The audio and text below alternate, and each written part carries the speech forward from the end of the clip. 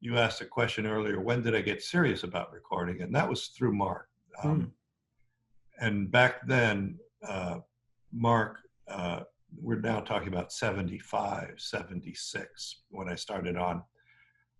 And I didn't get involved with, well, actually I did get involved with Dave Wilson prior to that. I mean, Dave wandered into my store in Chicago in 72 and I sold him an audio research preamp, which subsequently became his recording preamp for his Wilson Audio Specialties recording company. So we had a link that goes back before he even started Wilson Audio. But anyway, Mark Levinson got me serious. And one of the things that Mark made a point of, a very valid one, and that is that you consider, you, Peter, you consider yourself an authority on photography. But what kind of authority would you be if you didn't know anything about the darkroom? If you didn't know anything about printing, if you didn't know anything about the process that goes into creating the resultant print that you treasure so highly?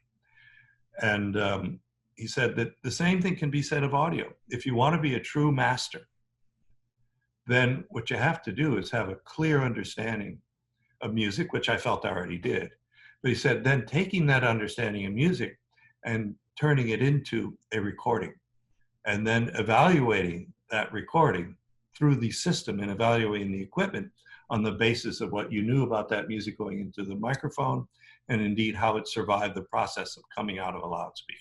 He said, when you understand that from beginning to end, then maybe you're a master. And that's when I decided to pick up on an interest that I'd always had about recording.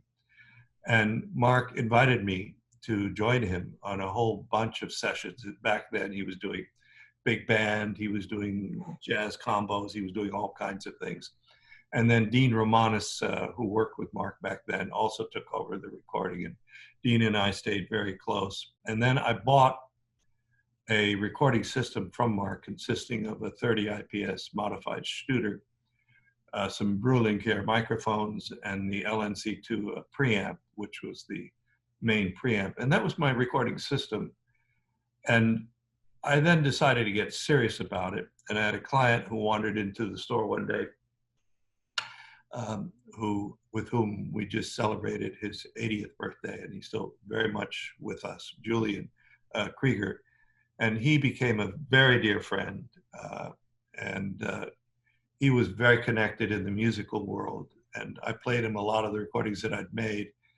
And his comment was, well, what you're doing is stunning, but why don't we address this to people that, are really, that are worthy of the quality of reproduction that you're offering? And so we started a record company together. It was called Audiophon, and our first releases were in 1979. And we specialized in that, in piano recording, for 20 some odd years.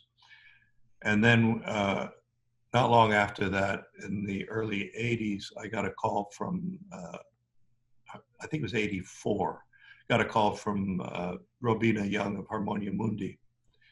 She had heard a recording that I'd made, and she had never met me, but she just heard a cassette. And she said that they're just establishing their offices in the US. It's a very famous French company. And she said, would you like to work for me? And I said, hell yes. And so I had a career that lasted about 14 years, where I did about 40 or 50 projects for Harmonia Mundi, flying all over the country, first with my Studer, and then later we went into digital in the latter days. But I started with the Studer, staying in analog, and then I switched over. So along with that, I got involved with 3 orchestras in the area. I became the chief engineer for the Florida Philharmonic, chief engineer for something called the New World Symphony, and then the chief engineer for a variety of different local things. And then for 15 years, I was the local stringer for NPR, doing all of the things that were heard on Performance Today, location recording. The gist of it all is, Adrian, that I have thousands of master tapes. Many of the analog tapes, unfortunately, were tragically lost when the storage company destroyed them. Oh. But anyway, we're at this point in my life, I've really backed off quite a bit. I'm just now doing things for Julian, chamber music, which I really adore recording, and vocal recitals, choral things, and I promised my wife that I would no longer do recordings that involve getting on an airplane. I just, unless it's really something special. I've done a couple in the last few years, but by and large, I flew 130,000 miles for Wilson Audio last year. To add to that by getting on an airplane and do recordings would be too much.